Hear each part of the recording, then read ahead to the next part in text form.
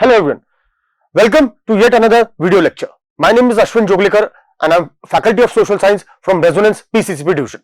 So today we are here with the topic for class 7th geography portion, that is life in the deserts. And in this topic we will be discussing about the two major deserts, that is one is in India, that is Ladakh, and the second one is the Sahara desert.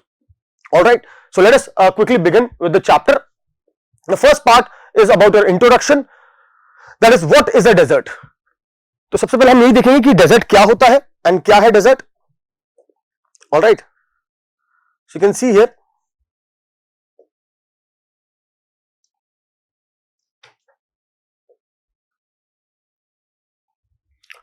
a desert is actually a piece of land, no matter hot or cold, that has less availability of water. So there is less availability of water and therefore have a low density of population, that is less people stay there. It's not densely populated region like probably the plains region. A place that receives less than 25 centimeters of annual rainfall is considered a desert. People have to live in a difficult situation or a difficult life here as compared to many other parts of the world. Now deserts, they cover more than 1/5 of the earth's land area and they are found on every continent. Normally it is believed that deserts are dry and hot patches of land, but there are cold deserts as well.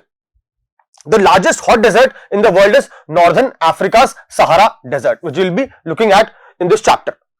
Then reaches temperatures of around 50 degrees Celsius during the day. But some deserts are always cold, like the Gobi desert in Asia. Then Atacama is a hot desert again in South America, and only about 10% of deserts are covered by sand dunes. Some deserts are so dry that they get less than 1 centimeter of precipitation each year. Now in this chapter we will be looking at the Sahara desert and in Northern Africa and the Ladakh region of India. Alright.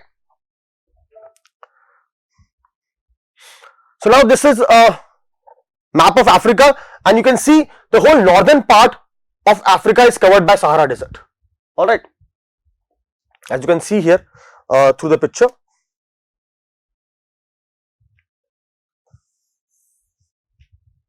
Alright.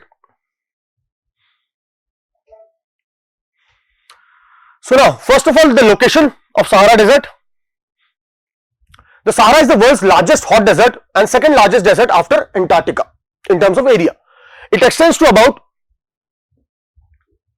8.54 million square kilometers or roughly 10% of the continent. It covers most of the northern Africa and Sahara extends from the shores of Atlantic Ocean in the west to the Red Sea in the east, including parts of the Mediterranean coast as well. To the south it has the savanna grasslands of Central Africa, and the Sahara covers several African nations including Algeria, Chad, Egypt, Libya, Morocco, Niger, Sudan and Tunisia. Most of the Sahara desert is underdeveloped and has a varied topography. Underdeveloped है, उसकी topography भी vary करती है. Most of its landscape, which includes sand dunes, barren stone plateaus, gravel plains, dry valleys, has been shaped over a period of time by fast blowing winds which blow through this place. These rocky surfaces may be more than 2,500 meters high at some places, and there are also several mountain ranges within the Sahara and many are volcanic also. The highest peak is the NEET, a volcano that rises to 11,204 feet and it is a part of the TBC range in northern Chad. Alright, this is about the location and some features. Now comes the climate. As you can see the climate aspect as well. In addition to being extremely dry, the Sahara is also one of the hottest regions of the world. So one of the hottest regions of the world. The average annual temperature for the desert is 30 degrees Celsius, but during the hottest months temperatures can exceed 50 degrees Celsius. The highest temperature ever recorded was 58 degrees Celsius in Al-Azizia, Libya. The night may be freezing cold as the temperatures drop down, with temperatures nearing 0 degrees. And as the world's largest desert, the Sahara receives an average less than 7.6 centimeter of rainfall in an year. Alright. Okay. So moving on further, flora and fauna in Sahara.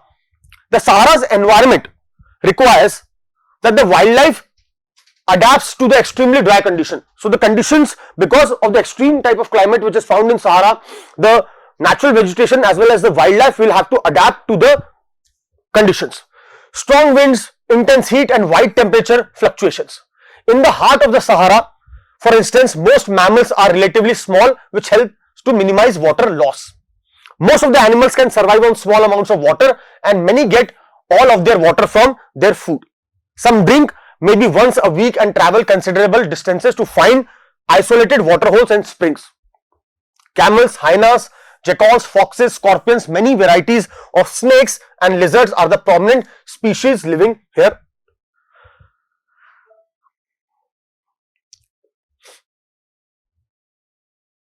Now, there's a, do you know, we can look at this also. That is about two types of camels. Generally, we have seen a single hump camel which is found in India and two hump camel which are normally found in the deserts of Africa. Alright. So, this probably you can go through.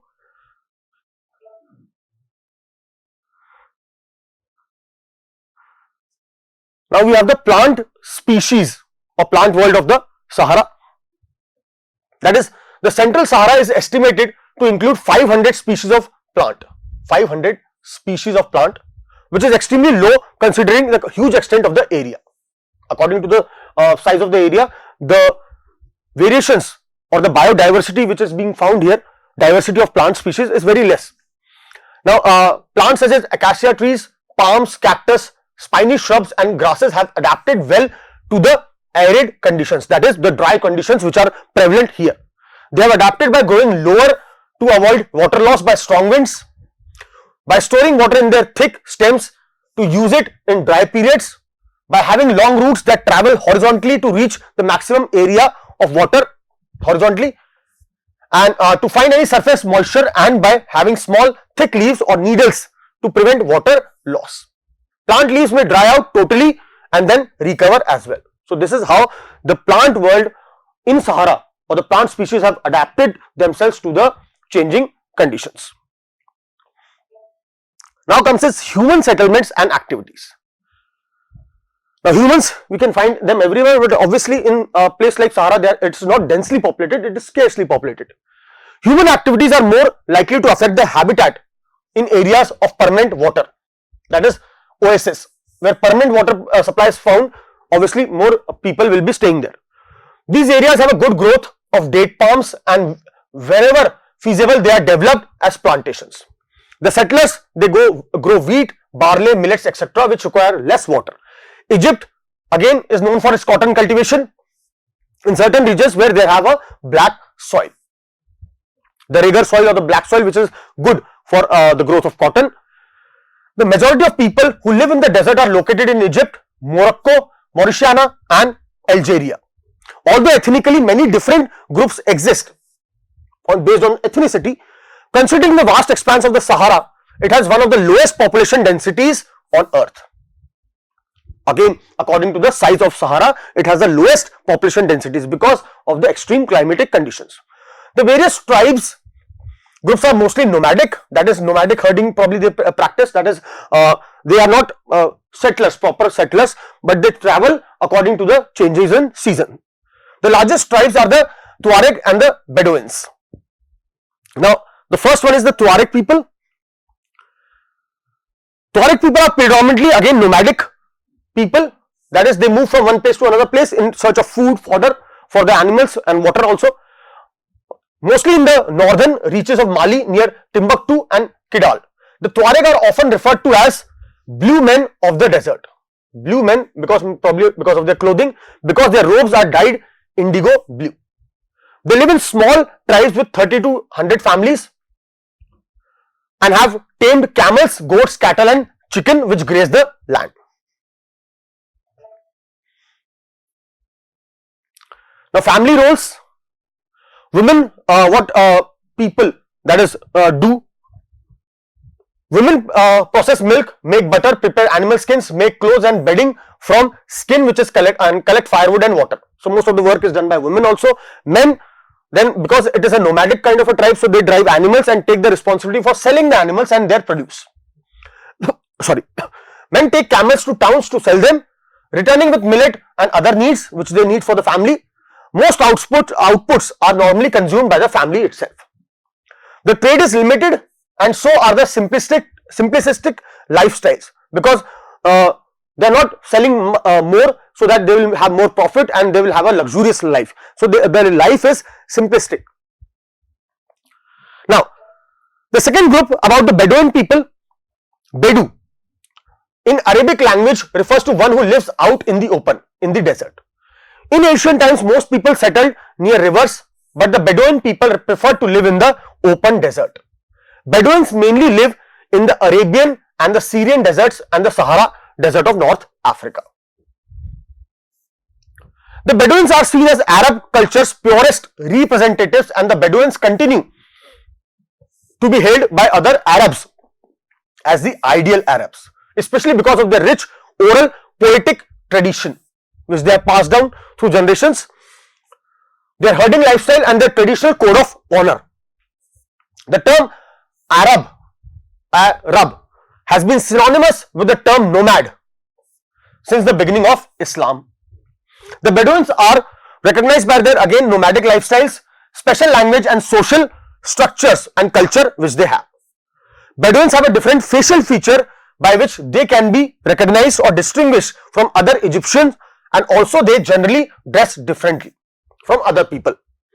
The Bedouin men wear long robes and a red and white or white head cover held in a place by an agal, a black cord which is tied on the head. The Bedouin women usually wear brightly colored long dresses, but when they go outside, they dress in an abaya, a thin long black coat that is sometimes covered with shiny embroidery which is there on it. And they always cover their head and hair when they leave their house with a tarha, a black thin shawl.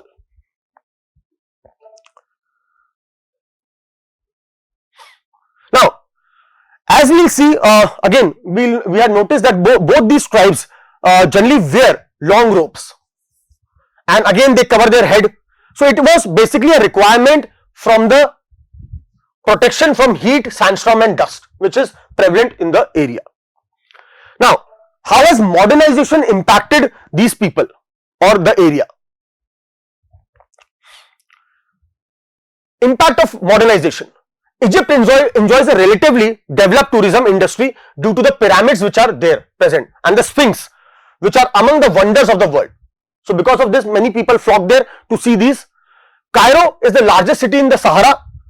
Economically, Algeria and Chad are important centers as large oil resources have been recently been found there. Rich phosphate reserves are present in Morocco and Western Sahara. But as for the central Saharan regions, no significant economic activity takes place there, the central region. The tribesmen have started migrating in search of work in the developing industries nearby, and growth has commenced with improvement of roads and other means of communication as well as your transport.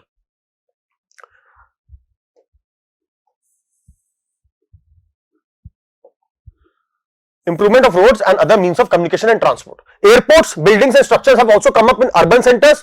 Trucks and modern transport are replacing the age-old camels as goods carriers, which is again faster. With developmental activities, the traditional life is undergoing large-scale changes and the tribes are reducing in numbers and fading away to modernization.